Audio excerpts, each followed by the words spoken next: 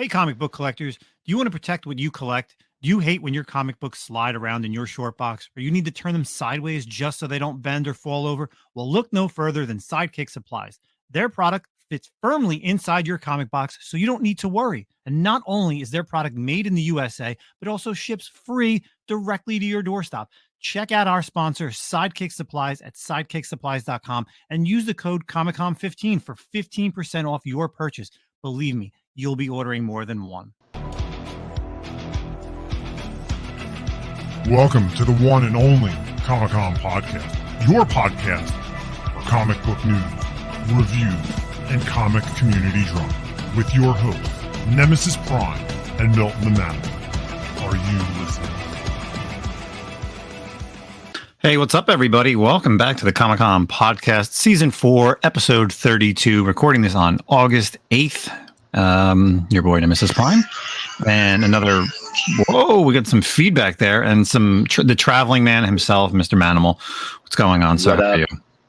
Sorry, I had opened up Instagram and while you were talking, and there was a video playing. So, enjoy, everybody. Where are you? So, where are you this week? Where am I? Where in the world is Manimal San Diego? Yes. I am back in El Paso, my home away from home, I guess. I'm going to come back here for work for a couple days, and I got in town yesterday, and I leave tomorrow. It is hot as balls here, but at least it's better than. Honestly, I like the heat better here than like that DC humidity. I hear it's just a dry heat, but yeah, it's good to be back here. You know, I always got love for El Paso, and then back to DC, and then to Connecticut next week. So. Hells yeah, man. It is. We are a week away, folks. We've been talking about this for a year. That's all we've been talking about for a year. It's all we've been talking about. But listen, it's our only, it's going to be our big show. Obviously, it's us setting up at Terrificon. So please make sure you get your last minute pre-orders in. If you haven't pre-ordered our Teenage Mutant Ninja Turtles, you can check that out at JAF Comics, JAF Comics.com, because the website will be down next Wednesday, I think, is the last time that you can pre-order it before we will have them live completely at the show. So we'll be there with our buddy V. Ken Marion and artist Alley, E6 and E7. He'll be doing some commissions. He's got original art for sale, stickers, everything you can think of. We will have obviously the Teenage Mutant Ninja Turtle stuff. We will also have stickers as well, shirts as well, and just for all some sticker people. Yeah, the sticker people. For all the sticker people out there. Yeah, and some surprises as well. A term. I know, yeah. This has become like a term, right? Yeah, well, I have like a corkboard of like all the stickers that people send me, and it's just whatever, like throughout, whether it's like through an eBay thing or a whatnot thing. And a funny story is I bought a book from San Diego Comic-Con from Hood Rat Comics, and it was funny because like I opened up the package and I get the sticker and I'm like, Jesus Christ, I was like, this is the guy who is like, and I know him, so it's like funny when you get something that from somebody in the community, because you're just like, God damn it, I would have bought this off of like Instagram, right? Could have saved you save you money, save me money. And then the same thing happened today, that somebody messaged me. He's like, hey, I can't believe that it's you that I bought this like Dr. Aphra book off. I was like, well, I mean, that's, small world things. And, next time, hey, if you see anything on the page, let me know. We'll try to work out a deal. So that's going to be the community stuff for next week. Obviously big shows. And then we got Baltimore and New York Comic-Con, but let's kind of get into some community questions. Two quick ones real quick. So buddy Paperweight Collects, who we will be seeing next week up at Terrificon. He's coming down from Canada. He goes, hey boys, just checking in, asking how the fellows are feeling mentally given all the latest Comic-Con drama. Is there any drama this week? I don't really think so. Man. Yeah, speak on it real quick, I guess. I don't know anything. So unsaid. Yeah, you don't know anything. Obviously, a lot of things popped off this past week or so, and it's been a little intense. A lot of feelings out there on everything. I guess update. I think it'd be fair to go ahead and put this out there. As far as Jen and I are concerned, we actually had a conversation. Him and I reached out to him, and I had a brief conversation with him, just saying, hey, I'm over it. let's move on. I was kind of telling Justin this before we started the episode, and I actually wasn't planning on talking about this right now, but then I realized, maybe I should, because it's better to not leave it unsaid and leave the community guessing. You're an open book. Woke up, right? Yeah, that's what it is. We always said that who we are, we're open book. Right. No matter whatever we say behind, it's everything that's on recording is typically said off the air, right? We're not hiding anything. We've never hidden anything. And I woke up yesterday when I was traveling, and after obviously our episode was dropping, and I kind of just had the feeling that like, this is dumb, like I'm over it. So I messaged him and I just said, hey dude, for what it's worth, like I'm over it. Time to move on. I said everything I needed to say. I got it off my chest, and it's time to move on. And he was awesome. He was very receptive. He's like, dude, I never wanted this either. I'm really sorry about how it all went down. And I said, you're right, dude. Me too. I am too. And I kind of just said, I guess I had some feelings about the way it went, obviously. And to his point, he had said it also on one of his answers or rebuttals or whatever. I can't honestly. Both of us talked so much I can't keep track of where everything came from. Mm-hmm. He had said like a good point, which was, he saw it differently than how I saw it, and obviously that's the case, right? Everyone kind of said it. There's always three sides to a story, and so that's the truth. I saw it differently. For me, how it was happening and how it was happening for him was different. And we both kind of expressed remorse to each other about, the loss of the friendship. And, we both kind of missed the friendship. And, we kind of joked around a lot about maybe, who knows, maybe we'll do something in the future. But so anyone out there, if you're wondering, as far as I'm concerned, I'm over it. It's good. Beef squashed with Jem and I. Try to be a better person. My apologies for the vitriol that I spilled as well, but I had my feelings, and I'm sure he feels the same way, and about his part in it, where it is too. So, I wish him the best. Honestly, I do. Life's too short. Yeah, you guys have been doing both. You guys do different things. It is what it is. Whether you've been doing this podcast, Lords of the Long Box, whatever, personal life, you're both on different paths, and that's completely fine. That's completely good. You guys both did.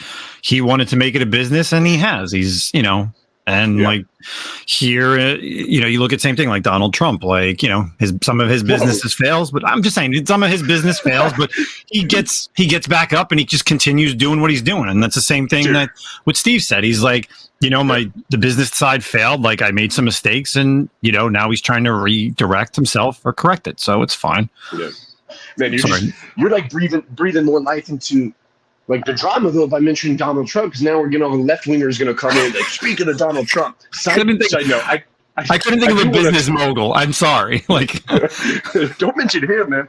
So side note, I was watching the episode. This is this is not really related to Jem too much, I guess, kind of in a way, but he was on with Comic Journeys, CJ. They had a really good interview, and I appreciated a lot of the stuff that was said in there. And but dude, he definitely has this dude. I feel like I recognize the name, and I'm not trying to, don't come creeping into my DMs or anything there, but the figure drawing, I guess, is I don't know how to explain this. He's almost cyber stalking Jem in a way with political stuff, sending him political emails about election rigging and stuff like that, and throughout the show. It's I felt bad for Jem, because throughout the show they're talking about certain topics, and homeboys in the chat I don't know, he didn't say this, but the moon landing's fake, shit that. Stuff very political, and Jim's dude, what is going on? It's just derailing their conversation. The wildest shit, dude. So that's fucking as hell. I don't know. I thought that shit was funny. But, that's awesome. Well, cool. Anyway. Glad everything is whatever, and again, everybody moves on. Everybody does their own thing. You continue to, continue to do this until you, again, throw me under the bus and no longer being part of the Comic-Con podcast. So, thank you, Paperweight. Sure. And then we have another great question from our buddy Mike. He goes, if you could have drinks with any two comic creators, who would they be? Damn. I like this question a lot because you know what? You really never get a chance to just hang out and sit down with like a creator. You know, when you see them at like a Comic-Con, you know, you get a few minutes at the table. If they're very popular, it's like a quick, hey, here, hi, love your stuff, signature. You know, maybe you're lucky and you hang out with them at a bar like I did and Otto did at MegaCon with some people, and, you know, or after parties, like, you know, you do an interview and you hang out with a brewery, like with Donnie Cates or whatever. So, you know, did you have some people in mind before I go, or? You go ahead. Let me rack my brain. Okay. So for me, I would have to go. I would go one person who's passed away, someone who I've loved to have the conversations with, and that would probably be Bob Kane. Like, it has to be Bob Kane for me, being a Batman guy. Like, would love to know just the beginnings, the creation, like everything, you know, kind of that golden age style. And, you know, maybe even closer as it crept up into that Silver Age and Bronze and Modern Age, because he was still alive, you know, how he saw the transition of Batman. Like, did he foresee Batman to be, you know, where he was by the time he got older and passed, and, you know, being passed away. That's one person. And probably my second person would have to be like an artist, for sure. And I probably sit down with, you know, Jim Lee, you know, just pick his brain on everything. You know, Jim's been around for many years, DC, Marvel, some indie stuff, some random covers, you know, and just really, again, pick his brain on his art style and just, you know, what he thinks about when he's trying to create characters, especially if it's like a first appearance of a character. Like, what are your thoughts of how I'm going to create this person? And then just like everything else, like, how do you modernize a character, or how do you come across where this character has been around for so long, but let's, you know, reinvent him. So those are my two people. I definitely, like I said, I would take a writer and an artist, hang out at a bar, drinking a little bit. But yeah, that's that. Actually, we have a phone call coming in. Let's see if we can get this real quick. Hey, you're on the Comic-Con podcast recording. How you doing today, Otto from 3 Men in the Basement? Hi, we're doing a reaction to the reaction to the reaction of the reaction. No, dude. If you listen to this week's episode, you'll actually find out about that. But you have to wait till tomorrow. So, do you have any questions for us here at the Comic-Con podcast? We're in our community section. You are live. So I just can't wait to hang out with you guys at Terrificon. It's going to be a great weekend, and we can talk about all those fun things about comic books. So it's going to be a great night. All right. Well, so 3 Men in the Basement, are you guys going live anytime in the next few days before? Yeah, we're going to be going live Friday night for like our little like party, the pre-party before the pre-party. Anybody's welcome to join us. Please jump in. And then Monday night will be our dealer preview show for all of you guys that are available. So get ready for an amazing couple days before Terrificon. All right. Well, I appreciate the call. And, sir, I will call you back once we're done recording. Certainly. Talk to you soon. Later. Later, bro. Hashtag. Well, that's never happened before. So, yeah, make sure you follow 3 Men in a Basement. They got a live show all upcoming for Terrificon, and you know, they do their normal Fridays, Saturday, and Sunday, or Thursday, Friday, Saturday shows, usually at Mohegan Sun if they don't get kicked out. So, what about you, man? Well, first, I want to address you. When you were asking, you were talking about Jim Lee, and you'd ask him, hey, how would you do a new character in this modern time? Well, if you work for Marvel, how do you reinvent a character? Well, you just change his gender. You know, that's all you do. Yeah. But no, who would I? You know, for me, the greats are the greats, right? Like you said, Bob Kane. You know, it's just maybe Stan Lee, stuff like that. But those are like for sure, those would be great conversations. But I think honestly, for me, it would really depend on who my like kind of top writers at the moment are. You know what I mean? So currently, I guess right now, I'd love to sit down with Charles Soule. There's so much of his stuff that he's doing, and they're so different, in my opinion. Like, you've got Star Wars, right? So he's doing the Star Wars High Republic stuff. You've got Undiscovered Country that he does with Scott Snyder, and then you've got the Shrouded College. Excuse me. Bless you. And then you got the Shrouded College stuff that he's doing as well, right? So to me, it's really interesting how he kind of is moving through all these different genres, and he's writing 8 Billion Genies, right? And then he does he's got the curse words, music stuff. Like, this guy's super creative. So I think Charles Soule for sure was someone, Scott Snyder as well, and Jason Fabok. I always pronounce his name wrong. Fabok. We'll go Fabok. Okay, yeah. So because I'd like to talk to them about, and I mean, you could obviously talk to Charles Soule about this as well, but I'd like to talk to them about And Jeff put Jeff Johns in there as well about like the creation of a new universe, right? The Rook Exodus stuff. Like how do you generate like, because that stuff in like the Rook Exodus and the Red Coat and Geiger and all that, right? It's all connected. So it's not just like, hey, here's my new title. How do you go about world building in multiple titles from the beginning? So I think stuff like that would be really interesting. But yeah, dude, just kind of like chatting with them. You mentioned the Donny Cates interview that Jem and I did back in the day, and that was really fun. Like honestly, just chopping it up and drinking beers and just like, hey, dude, like where's your head at? And I remember Donnie had said at the time, because obviously Venom was just kind of coming out and it was all the rage, right? And his thing was he always saw Venom as kind of like this like horror and like space monster, right? And like he felt like it hadn't really been addressed at that time. And so that's kind of what led him into the route he took with Venom. And so, yeah, dude, I mean, just kind of like picking their brains, like what's bringing, kind of like you said, like how do you go about reinventing? How do you go about it? What's really moving your mind like that? Because I don't find myself to be a super creative person. Like that's not really my forte. Like I'm moderately creative, I guess. I don't know. But yeah, these guys who do stuff like that, the guys like V. Kim Marion, like watching him draw Bizarro at King Con, like just offhand, like that shit is wild to me. Like it's almost to me like watching someone in real life doing fucking like Harry Potter magic. Like what magic? Yeah. You know what I mean? Like how do you do that? Because I can't do that, and I'm so impressed by stuff like that.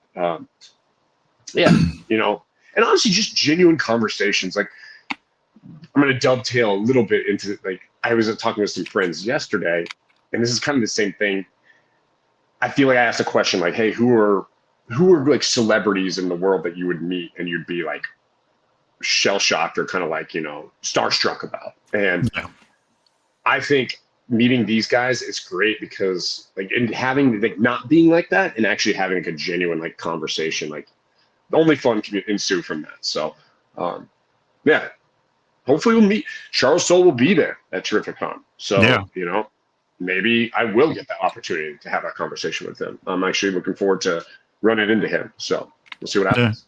Listen, I still meet artists and writers every year, and throughout this year, sometimes it's the same artist or writer, and they know me, and they're like, "Hey, how's it going?" And I still feel like sometimes a little like weird when you're on the other side of the table, right? It's still like you still feel like they are the celebrity, like they're here, they're either paid to be here or they're making money to be here, and it's just like it's just a different feeling. So and as you get to know the person and shit, like Ken has been someone that I've known for many years. And, now we've kind of had this really great friendship and we talk all the time. We're in a group chat, right? We're always sending text messages to each other about Final Fantasy or DMs. Yeah. It's, it's cool stuff. And that's how it is. It's, they're normal people. So hopefully we have a great time next week, sitting there, see what he's going to be drawing. I know a lot of people are going to be asking for, signatures for the book, for the TMNT they've been asking, and then, anything that he's going to be sketching up. So super excited for the community stuff next week with our buddy Ken. And I appreciate that question, Mike, because that's really cool. It was something that I, never really thought of until,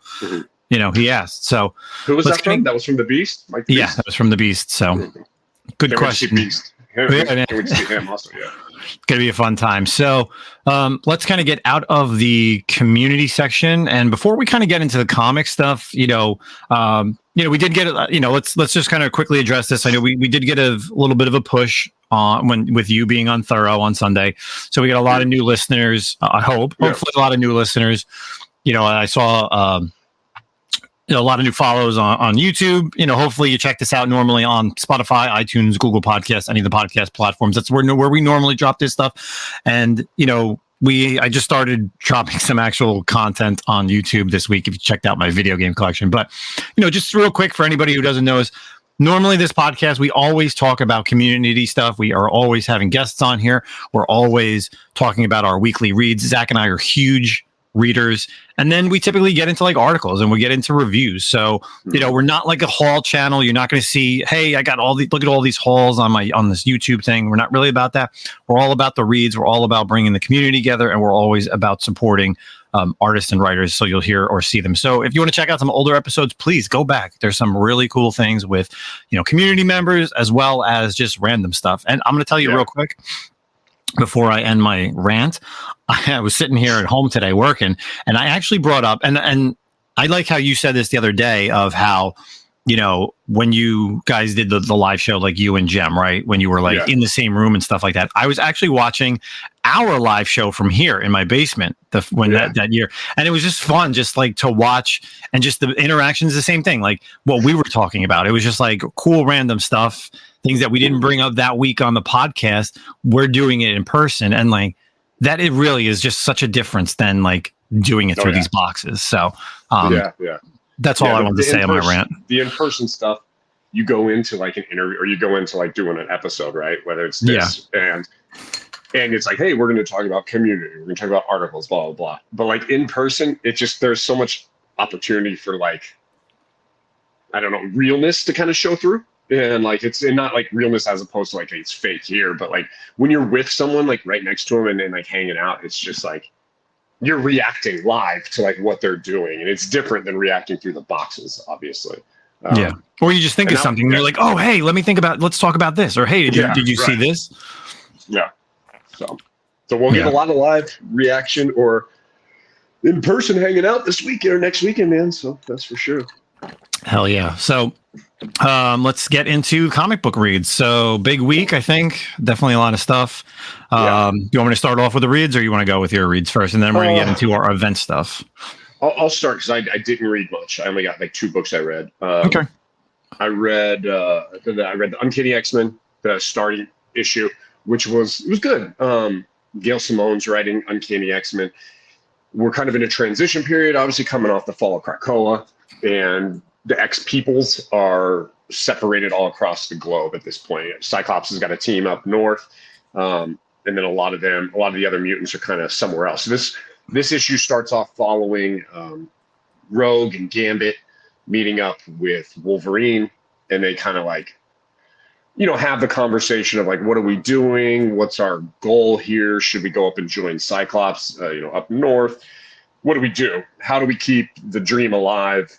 We had it we had it all on Krakoa. We had realized Charles Xavier's dream, and now where do we go? That it's all kind of falling apart. So they tackle a dragon monster, which call back to Savage Avengers that like first showed up in there, and it was kind of a cool battle. And you wonder if it's going to have any long-lasting like implications, because at one point they defeat the monster because the monster has one of the eyes of Agamotto, and Gambit is able to kind of like steal it and kind of ask this dragon, like, okay, well, you disappear for a year, kind of put him in exile, and then and then I'll give back the eye of Agamotto, in like a year. So like, you got to wonder, like down the road, man, in a year, are we going to see this monster coming back and Gambit has to get back the eye of Agamotto? And also, will Gambit be using the eye of Agamotto for a year? That's a very interesting kind of thing. Or will this just be a throwaway type thing? I don't know. So anyway, they also meet up with Nightcrawler and kind of like meet a dying mutant in like almost like what's that called? Save a Wish or Make a Wish. Make a Wish, yeah. Who like is a big mutant or X-Men fan. Anyway, kind of gets into something on the horizon, right? There's something coming down and like tough times coming for the X-Men. So it was a good start. I liked it. I didn't find it to be as strong as a start issue as the X-Men title was. I agree. But I liked it. I like it's cool, and I like the team right now. I guess if you can call it a team so far. I don't know if Nightcrawler is going to be a mainstay, but we did see some new characters kind of show up at the end, and we know we're gonna get a little bit more about them moving forward. So yeah, and they kind of like little cameo, I guess, of the villain, the Endling, right? There's the character that like some evil, creepy character that we don't really know what it looks like, but it's chasing after that character Fawn. Yeah. So we'll see where that goes, and that'll be like, I guess the first story arc would be this Endling character, because I think that's how it ends. Is right. Next story is like Endling. So, anything else? No, and then I read Batman, but I'll save it for when we talk Absolute Power, I guess. All right. So, cool. Yeah. So yeah, I mean, I'll kind of pick up the slack since Zach's traveling. So we literally just ended with the Blood Hunt stuff. So this week we already had Blood Hunters #1. So we were talking about that, kind of spinning, one of the titles that's spinning out of the Blood Hunt stuff. So you have Dagger, Elsa Bloodstone, White Widow, and I'm trying to think who the last person is. Miles? Is it Miles on there? Well, yeah, Miles kind of joins them at the end, but oh geez, I can't think of the fourth girl because there's four girls. Dagger. Oh, the Goblin girl. Yeah. Oh, yeah. Hallows Eve. Jesus. Hallows Eve. Yeah. I know why I was ready to say Wasp because in the issue she puts on a Wasp mask and she looks like old Janet Dine, like old school Wasp costume. Yeah. So I'm just like, wait a second. I was like, no, that's not right. So yeah, it picks up like right after kind of Blood Hunt is over. They're all kind of chasing the vampires still, and it kind of is interesting a little bit. There's like this part where they save, because Dagger has now this power to like save all the vampires and kind of turn them back into humans, and they save this one vampire, and the one vampire is just like, I didn't want to be saved. That's all you guys want to do is like change people. And he's like, I wanted to be a vampire. He's like, I enjoyed it. Like now I gotta go back to my regular life or whatever. I'm just thinking that's like real life. It's like, you don't actually, as you're saying that, I'd be pissed too, because I would like if they did that to me, I'd be like, hey, look, man, like this shit's kind of badass. Leave me alone. Yeah, so like that's what one person says, but these other two people are like, oh, thank you so much. We really appreciate it, whatever. But then throughout the issue, they go back and they're still same thing, hunting vampires, and Miles then jumps into basically fighting off two vampires. It's almost like so it's vampires versus vampires because they're fighting over blood, but he doesn't realize that's what they're trying to steal from this one group of vampires. So he jumps in, the girls find him, and they realize that he's a vampire, and it kind of just ends like that. So it kind of sets up this next issue where, and again, like he even says it, Miles is like, well, he's like, I gotta worry about school and super hearing, and now I'm a vampire. And it's like, yeah, it's all right. Like, why did they do this? Like, do they address him like walking in the sunlight at all in this issue? No, because it's still all at dark. It's Okay. still all nighttime.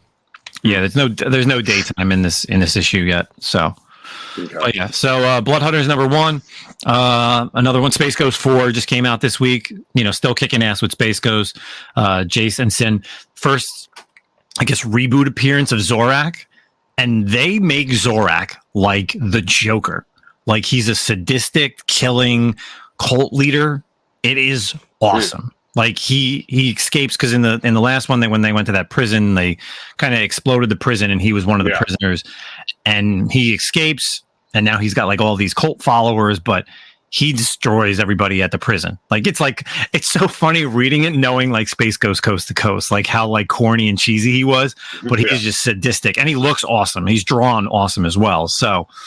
Space Ghost goes chasing after somebody who I don't recognize from the Space Ghost series, and the kids end up trying to go help somebody else, and they end up meeting Zorak, and he kind of captures them and basically threatens the Space Ghost with like killing them if he doesn't come. So we'll see what happens going forward in the next issue. Next up is I was catching up on Ain't No Grave 3 and 4. I'm sure you read 3, right? 3, I haven't read 4. I really love that title though. Yeah, so 3 was really good. The Bargaining, that's the name of the issue with her and the gambling. Basically it's gambling because in her, when she was alive, she was gambling because of her husband lost all this money didn't lose all this money, owed all this money. So she cheats her way to get all this money, and her husband finds out and doesn't like it. And it's kind of like similar, the same thing while she's in hell. She needs to win not like a chance card, but like a token to be able to go to where she needs to go. She ends up cheating, she wins, and then she kind of just gets thrown off the boat because if you've been reading it, she was on this like ferry boat basically. The 4th issue I'm not a fan of.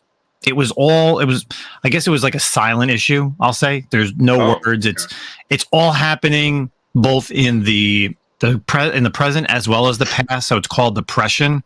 And it's all in her mind, kind of like losing her daughter and losing her husband, both now, like you see kind of things happening in hell, and then also things that happening in the past. And then right at the very end, she meets somebody, and that's like the only word. It's only one word bubble.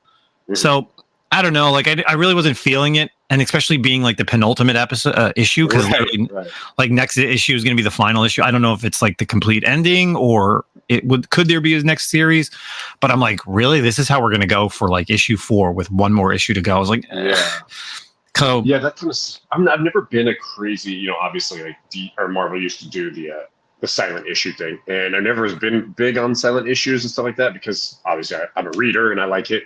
I'm more about the dialogue than the art and stuff. But yeah, I agree with you. That sounds weird because it's a 5-issue series, and to honestly kind of like waste an issue, so to speak, on just that.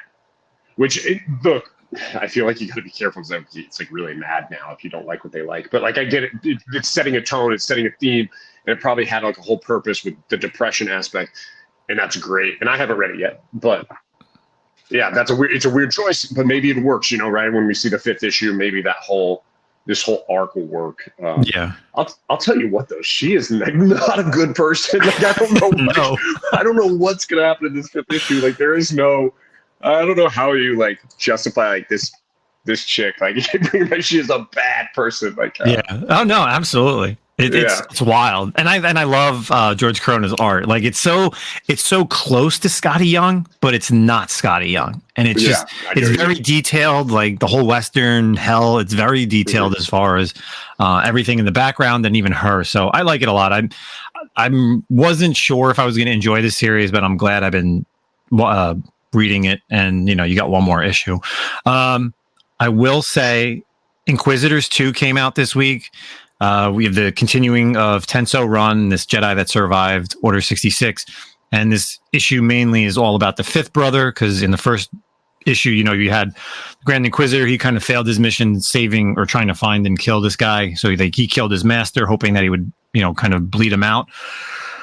And I don't know, man. I'm just not feeling this series. Like, I just have no connection to the Inquisitors or this Tensu Run. Like, I just can't see this character. Like, I don't really care, man. Like, I know how this is going to end. Like, his brother's not going to die because he doesn't get killed until the 2nd season of Rebels. So I just, I don't know. Like, we'll see what happens. It's not really a great series. I was expecting a little bit more, maybe more drawn out into the universe, but it's like one issue per Inquisitor. I guess that's like trying to chase after this guy Tensu Run. But are you getting much background on, like, because that'd be something that'd be kind of cool too, is if you're actually getting more background on each Inquisitor. Are you learning more about them? No, you're learning a little bit more of this character, the other main character, the Jedi, because you get a little bit of a in the past when his master was alive. But it's like, all right, who cares? Like, doesn't matter. Now he's dead. The Grand Inquisitor killed him in the first issue. So it's like, whatever. And then I gotta say, so I read, and we talked about this. And I mean, this is why sometimes when we bring up articles, we always end up reading the series. And some of them are good, some of them are bad. But I read the Power Fantasy 1. Please! I was looking forward to this. Are you gonna bum me out here? All right, so. I don't know, man. Like, so the first story is in 1966. It's this couple and they're just talking. And I swear, like, I'm not a stupid person, but there's times where it's just way over my head. And I'm just like, I have no idea what they're saying. Like, Kieran does like way too much. Like, the verbiage is like so high class. I'm sorry. Like, that's what it feels like. And if anybody out there read it and enjoyed it and understood it, please let me know. Like, I just couldn't follow the story with these two characters in 1966. And then it jumps to like the 90s or early 2000s. It's like the late 90s. That's right. And then you see all the characters together. But at this point, like, it already like threw me off. So I wasn't really following it.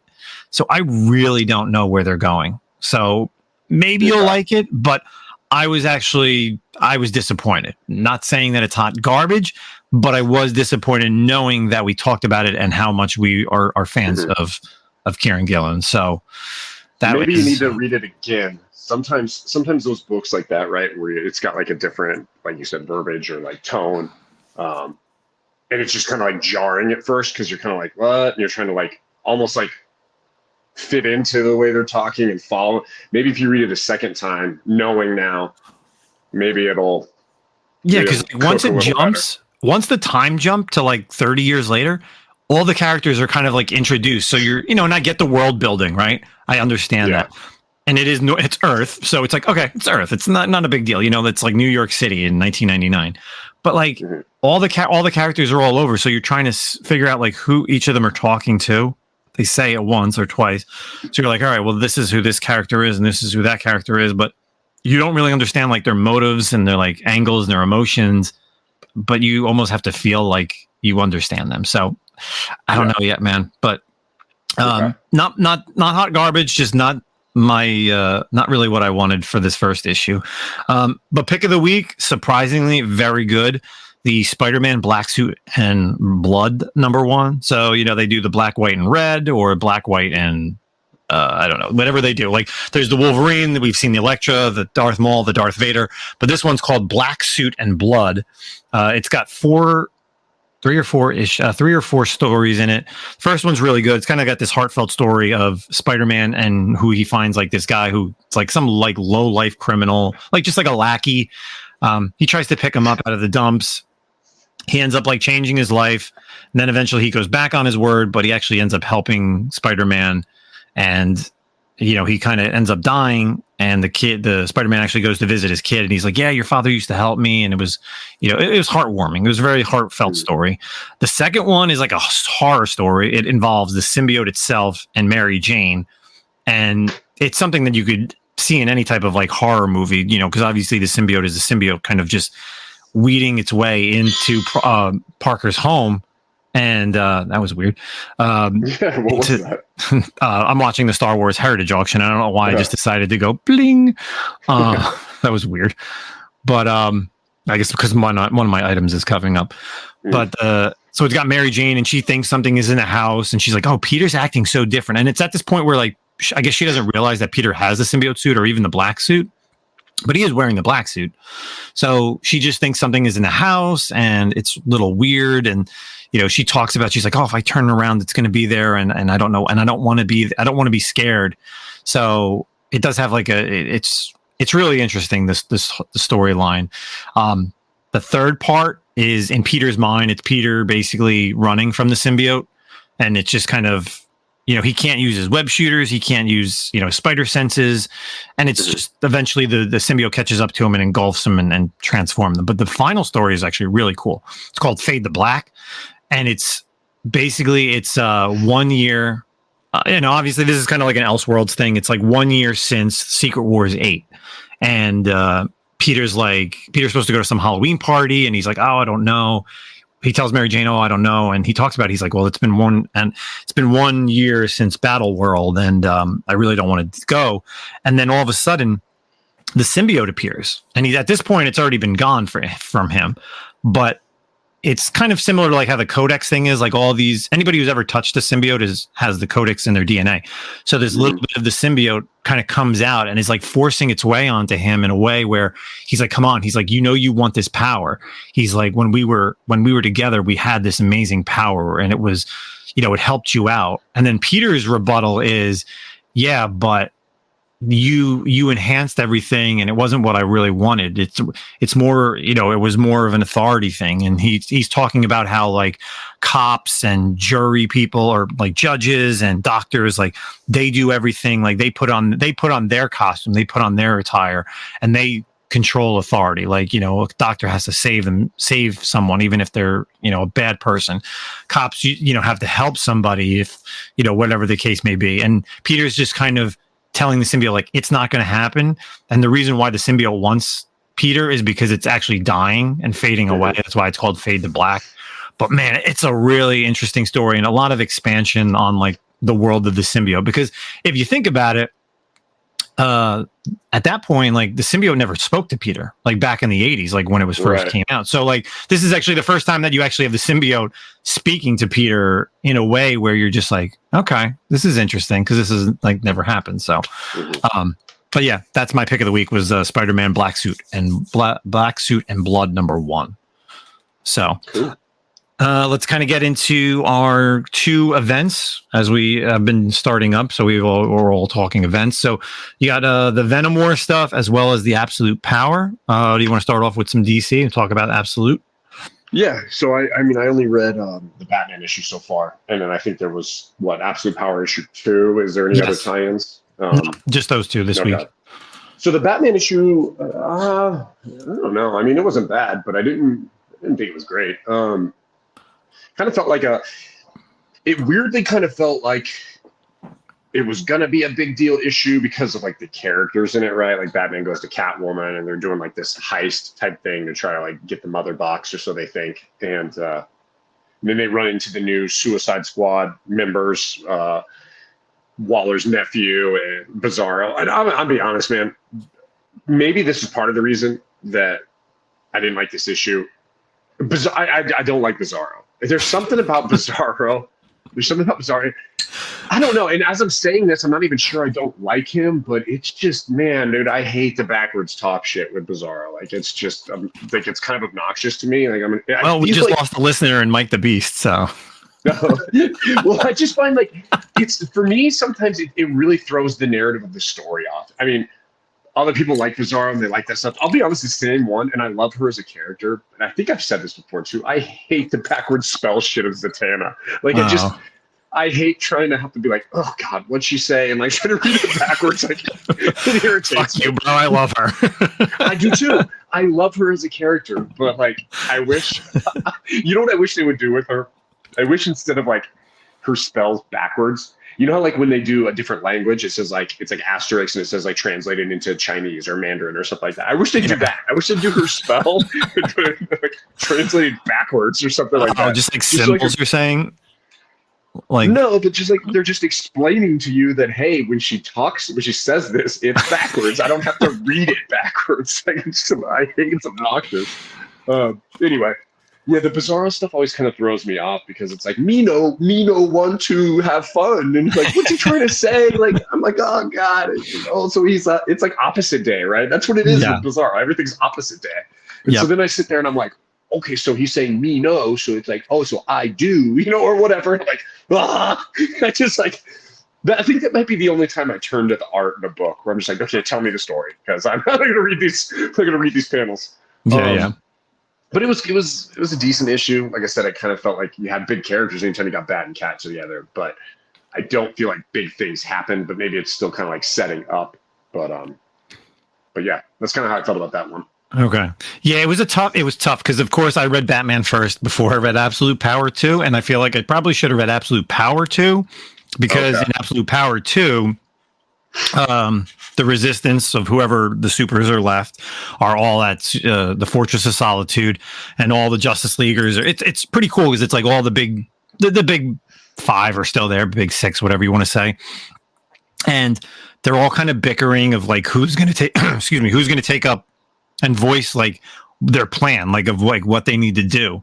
And eventually, like you just see Nightwing kind of take it up, and he's like, "I'm Nightwing. A lot of you may not know me." He's like, "I'm leader of the Titans." He's like, weird thing to say. Like, do we all know you? I know that's the only thing that was like, it was weird. I swear that's what he says.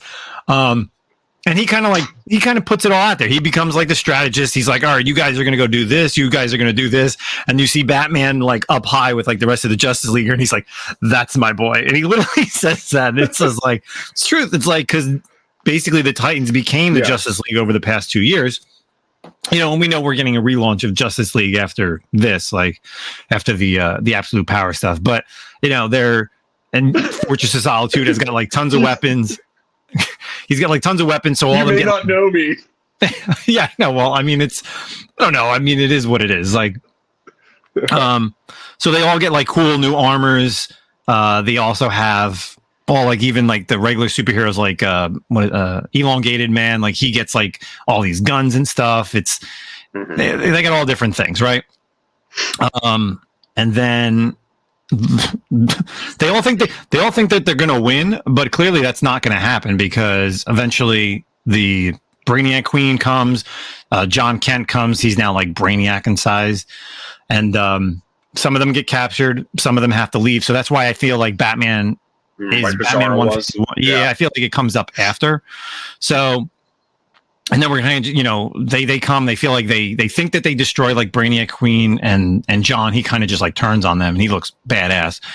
And then like I said, it's at the end. They rendezvous to some other place, but nobody really knows. And at that point, everything that was like hidden there, like all of like the Kryptonian weapons and everything is like now being in the file room.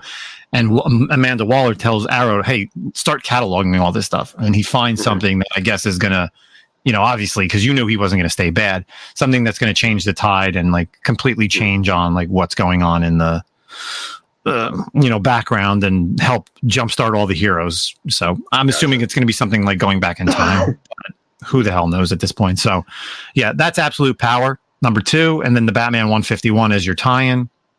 On the Marvel side, we do have the Venom War number 1. So I don't know if you saw this. You didn't get a chance to read this one. That one, yeah. So I'll catch up this week. Okay, so I'm not sure. And maybe you want to, let's wait till next week. Then we'll talk about it next week, because I feel like between that and then whatever's going to come out next week, I think there's some tie-ins. Because you'll understand it better once you read it with. I think there's a decent amount of tie-ins next week. So yeah, we'll save Venom War 1 for next week. So that's all the those are all the comic books for this week. Mino want to talk more comics. Fucking this guy. So yeah, that's all the comic book stuff for this week for our reads. Let's kind of figure out what our next topic is. I think I'm gonna do that. I feel like now I've decided, and maybe I'll only talk. I got to think about this. Maybe I'll only talk to Mike the Beast over Terrificon like I was Bizarro. Like, what would I say? Like, if I want to ask him, so as Bizarro, if I want to like ask him to get like, let's grab a beer. Like, me no what? Hold beer, or how would you say it? How does he say it? I know one non-alcoholic drink. Everything's. Then you would even say want, right? Me no have to have non-alcoholic drink. Or so stupid. See, you gotta think about it too much thinking, bro. I'm sure there's if you go on Google, I'm sure there's like, if you type in like how to speak like Bizarro, I'm sure there's somebody who's already done that. It's like fucking pig Latin, bro. Oh, it's totally. I mean, it's like close to like Yoda, but a little different.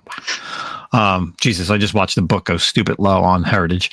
I guess we're going to do one article, and I feel like it's funny because it's actually a follow-up to what we talked about a couple of weeks ago. So this one's coming over from bleedingcool.com. So Tom Bereavant on the reaction to the X-Men QR codes. So Tom Bereavant, who is the Marvel Executive Vice President and X-Men Group Editor, is back from San Diego Comic-Con, has been sharing moments on his Substack newsletter, including drinking in the same room as Harrison Ford, but he has also been answering questions. Yesterday, we looked at his thoughts and on the failings of the Krakoa Age of X-Men.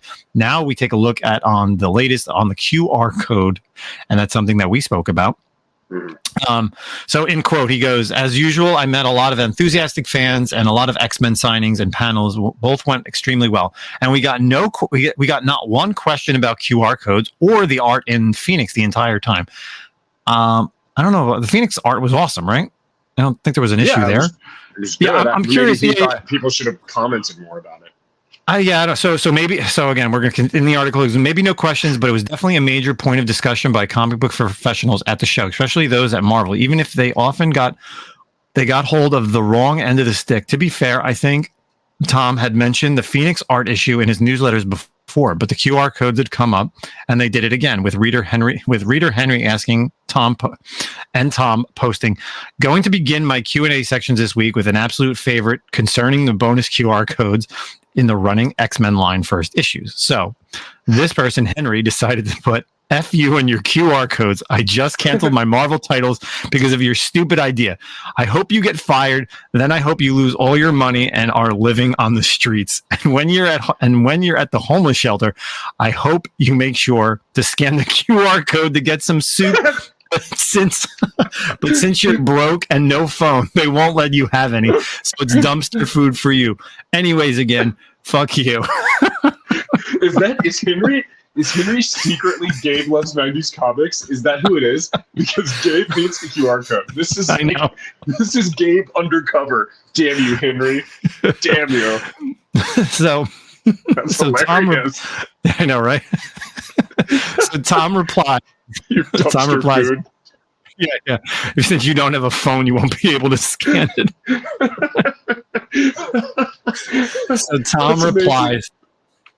His reply goes, "I really need to give you proper points for cleverness, Henry. Yeah, that is sure. this is a little funny note. On the other hand, if you are demanding that people be fired and left desolate and homeless because they gave you bonus material, but you don't like the way in which it was done, then I'm sorry. Your priorities might just be a little askewed, but you do you."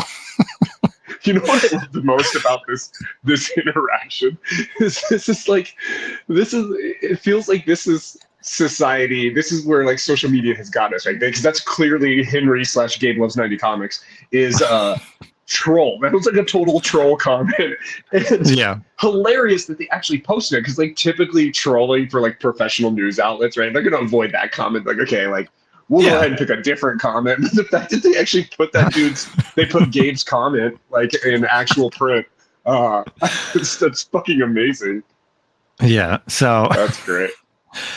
So, when we were just kind of talking about the QR code before we went live, and I didn't tell Zach that we were doing this article, but it's really interesting that, like he said, that nobody questioned it at San Diego Comic-Con, and I really want to know this art issue. I'm going to click on this link to find out what's going on. Well, it doesn't really say anything. About the QR. Go ahead.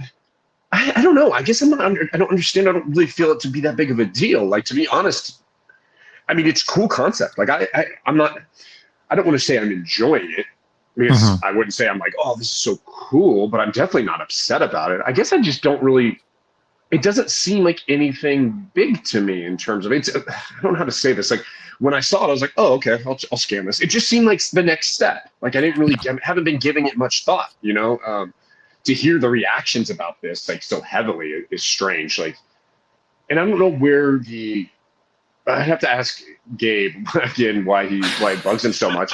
But like, everyone has a phone, you know what I mean? And some people maybe don't, like the homeless people don't. But I highly doubt the homeless people are reading X-Men comics, right? Like, where are they getting this comic from in the first place? So, problem moderately solved there. It's not like you're paying more for like the QR code.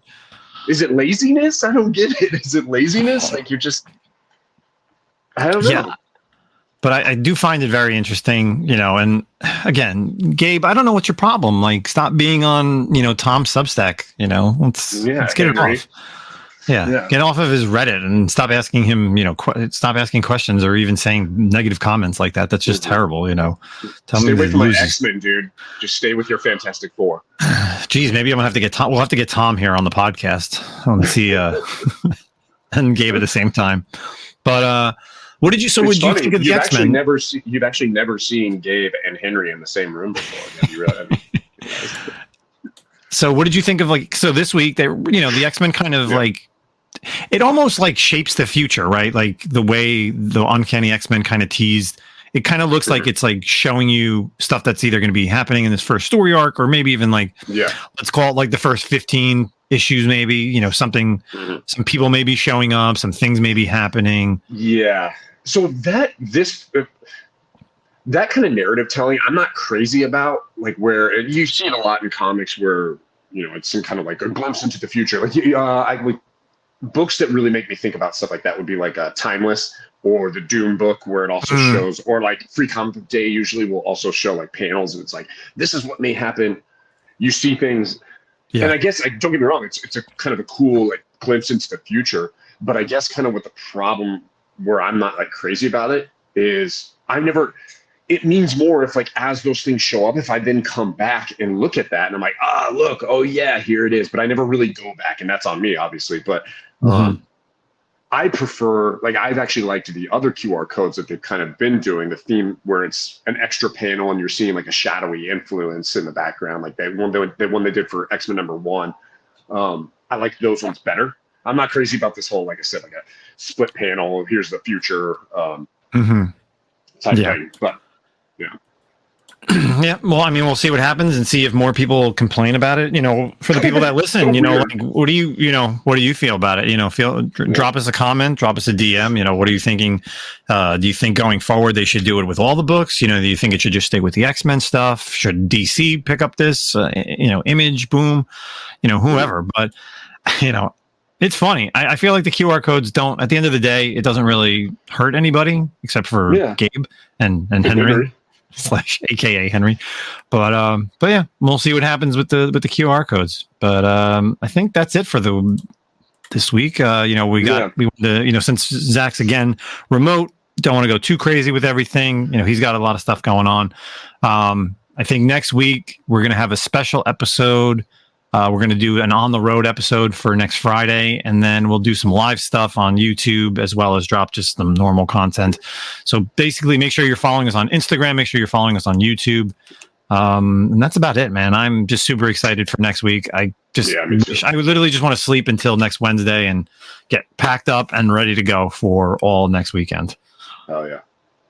So again, from myself, Nemesis Prime, make sure you're following me on Whatnot as well. I'll be doing a couple Whatnot shows, just trying to blow out some stuff for Star Wars, Marvel, Indie, DC this upcoming weekend. I think Sunday morning I'm going to do like a $5 blowout on like 3 short boxes that I have, everything that's literally been listing on eBay or stuff that I just haven't gotten to, and I'm just going to blow it out like $4 or $5. So be sure to bookmark that show, and then make sure you're bookmarking all the shows at Terrificon. If you're not coming to Terrificon, we are going to be dropping the variant on Whatnot, so you don't have to be there to pick it up.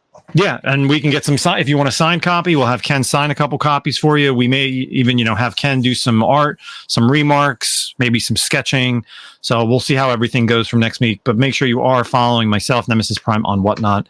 Manimal, any closing words? No, for if because of all the drama, if we got any new listeners, welcome. Hopefully you like what you saw or listened to here. This is kind of what we do. Like Justin said, we're readers. We talk comics. We talk the news. We talk about the drama, obviously, in the community. But man, we do this shit for fun. Hope you stay. Hope you like what you see. If you do, leave a comment somewhere on either our Instagrams, Comic-Con Podcast, Milton the Man, Nemesis Prime. But yeah, welcome, and hope you survive the experience. Boom. X-Men shout out. Later. Hey, comic book collectors. Do you want to protect what you collect? Do you hate when your comic books slide around in your short box, or you need to turn them sideways just so they don't bend or fall over? Well, look no further than Sidekick Supplies. Their product fits firmly inside your comic box, so you don't need to worry. And not only is their product made in the USA, but also ships free directly to your doorstep. Check out our sponsor, Sidekick Supplies, at sidekicksupplies.com and use the code ComicCon15 for 15% off your purchase. Believe me, you'll be ordering more than one.